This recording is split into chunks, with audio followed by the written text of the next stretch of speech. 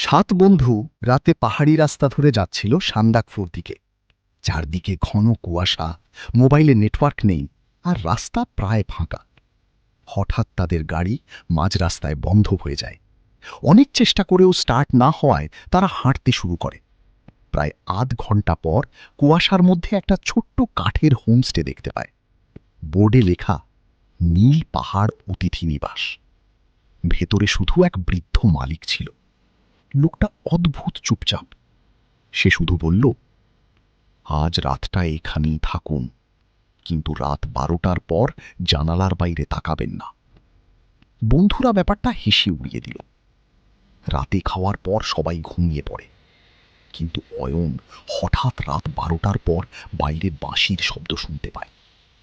কৌতূহল চেপে রাখতে না পেরে সে জানালার পর্দা একটু সরায়, আর তারপরে তার নিঃশ্বাস আটকে যায়।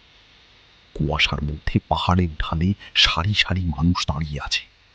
সবাই সম্পূর্ণ স্থির, কারো মুখ দেখা যাচ্ছে না, শুধু তারা সবাই হোমস্টের দিকেই তাকিয়ে।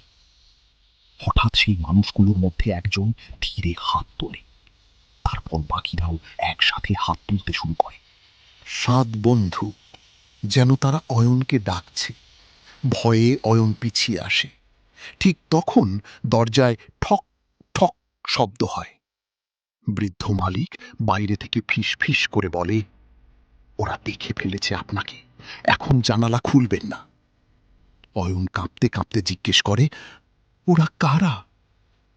কয়েক সেকেন্ড চুপ থেকে বৃদ্ধটা উত্তর দেয়, যারা পাহাড় থেকে পড়ে গিয়েছিল, কিন্তু এখনো বাড়ি ফিরতে পারেনি।